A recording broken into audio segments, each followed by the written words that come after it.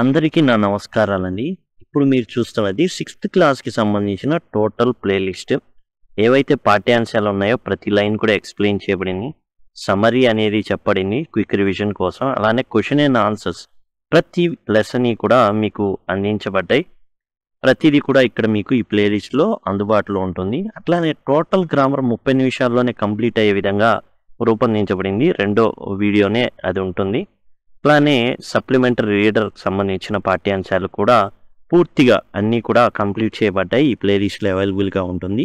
మీకు డిస్క్రిప్షన్లో కనబడతాయి ఇవి, లేదా ఐకార్డ్స్ కానివ్వండి. సింపుల్గా మీకు బన్యన్ ట్రీ సమ్మరీ అని ఏదైతే టైటిల్ ఉందో దాన్ని క్లిక్ చేయగానే మీకు కింద అవన్నీ రావడం కానీ జరుగుతుంది.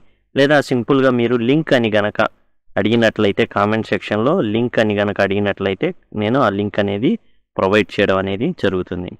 ఇదండి బన్యన్ ట్రీకి సంబంధించి క్లాస్ 6 యూనిట్ 8 చివరి పాఠ్యాంశం బన్యన్ ట్రీ.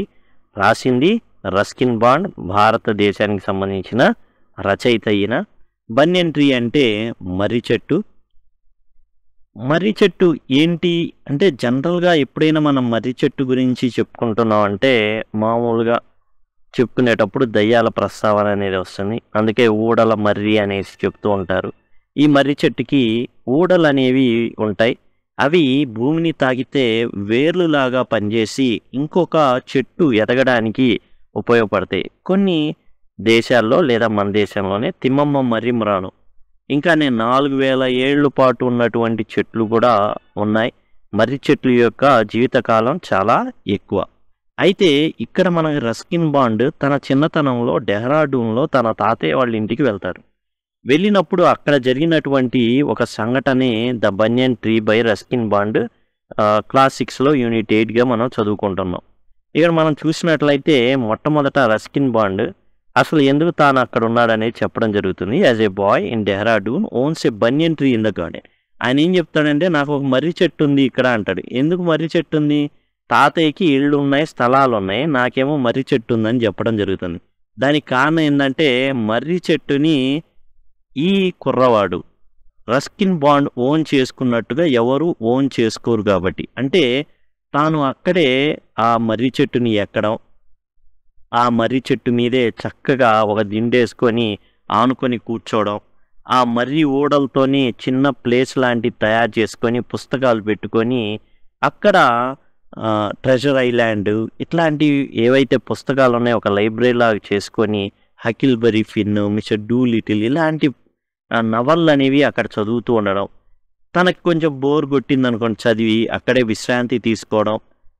ఆ తర్వాత వచ్చేసి దూరాన ఏమైనా జరుగుతుంటే చూస్తూ ఉండడం జరిగేది ఈ మర్రి చెట్టు మీద ఉండి. చాలా ఆనందంగా ఉండేది. అండ్ మధ్యాహ్నం సమయాల్లో అతను అక్కడ ఉండేవాడు అనమాట. అయితే ఈ మర్రి చెట్టు మీద చాలా పక్షులు ఉండేవి, ఉడతలు ఉండేవి, సీతాకోక చిలుకలు ఉండేవి. అయితే ముఖ్యంగా ప్రధానంగా ఒక ఉడత పిల్ల అని చెప్పుకోవాలి ఇతనితో స్నేహం చేయసాగింది. ముందు కోపగించుకుంది, అరే ఎవడ్రా కొత్తోడు వచ్చాడు మన చెట్టు మీదకి అనేసి.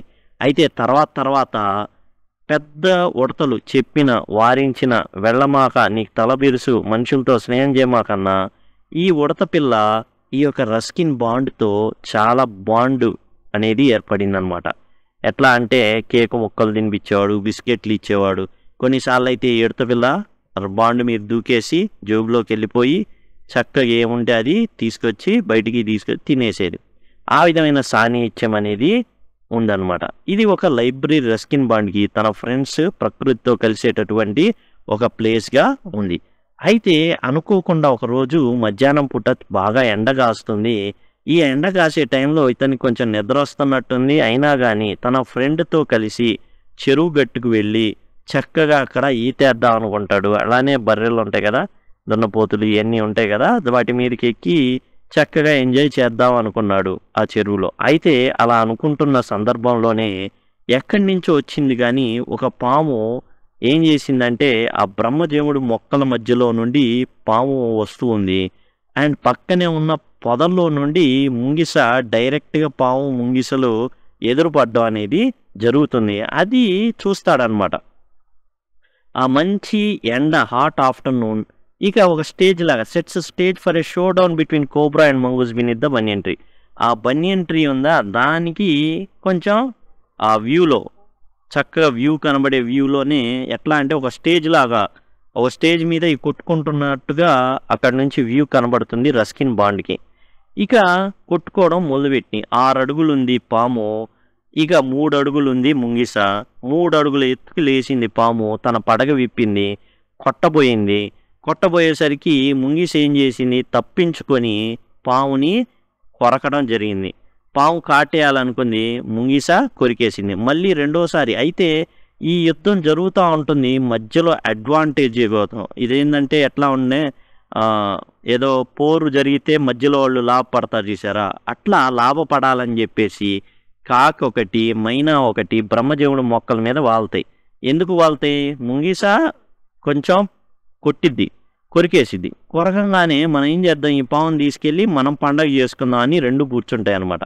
అయితే ఇక్కడ జరిగేది ఏంటంటే 3 రౌండ్ల పాటు యుద్ధం జరిగిద్దండి. 3 రౌండ్లో ముగించిద్ది ముంగిసే ఫైనల్ విన్నర్. అయితే పాము కొట్టాలని పడగిప్పి కొట్టే టయానికి ఎడం వైపుకి వెళ్తే కుడివైపుకి తిరిగి ముంగిస కొరికేసిద్ది. అట్లానే ఆ టైంలోనే ఈ కాకి మైనా రెండు కూడా పావును అందిపుచ్చుకొని వచ్చి మధ్యలో గుద్దుకొని మళ్ళీ వాళ్ళ ప్లేసులకు వెళ్ళిపోయి తిట్టుకోవడం స్టార్ట్ చేస్తారు.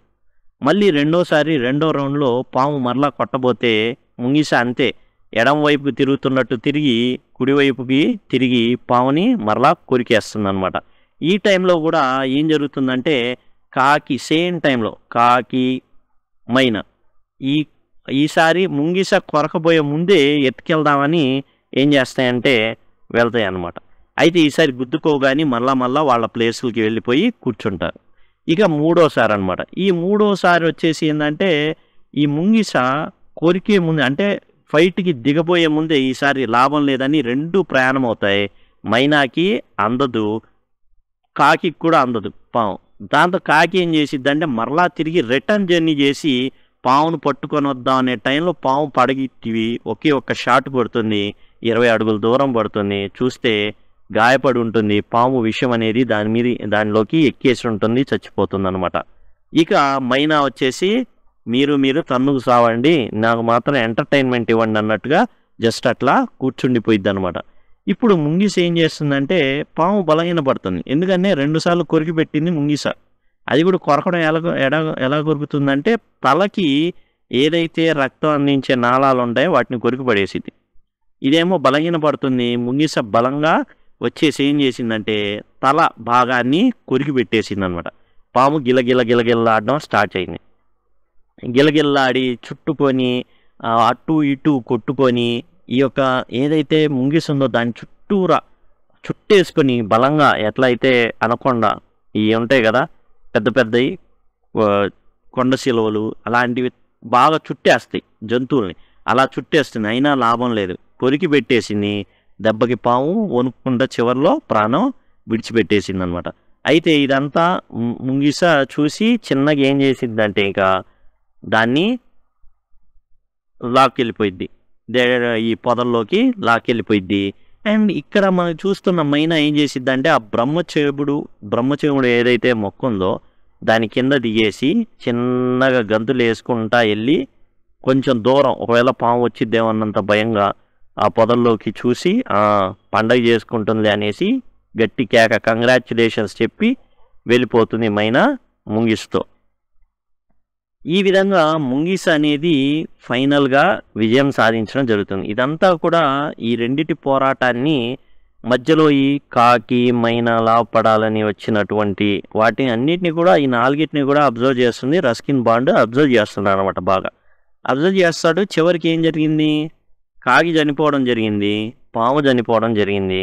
విన్నర్ ఎవరంటే మంగూస్. కంగ్రాచులేషన్ ఎవరు చెప్పారంటే మైనా అనమాట. 3 రౌండ్ల పాటు ఈ ఒక భీకర పోరాటం అనేది జరుగుతుంది. ఇది అతని కళ్ళ ముందు లైవ్గా జరిగింది. దీన్ని తన పుస్తకంలో రాసుకున్నాడు రస్కిన్ బాండ్. తన బాల్యకాలంలో డెహ్రాడూన్కి సంబంధించిన వ్యక్తి తను. చాలా పుస్తకాలు రాయడం జరిగింది. అండ్ రస్కిన్ బాండ్కి సంబంధించి మనకు పాఠాలు అనేవి 7th 8th 9th 10th వీటిలో ఉన్నాయన్నమాట. ఇదండి రస్కిన్ బాండ్కి సంబంధించినటువంటి బనియన్ ట్రీ, మర్రి చెట్టు.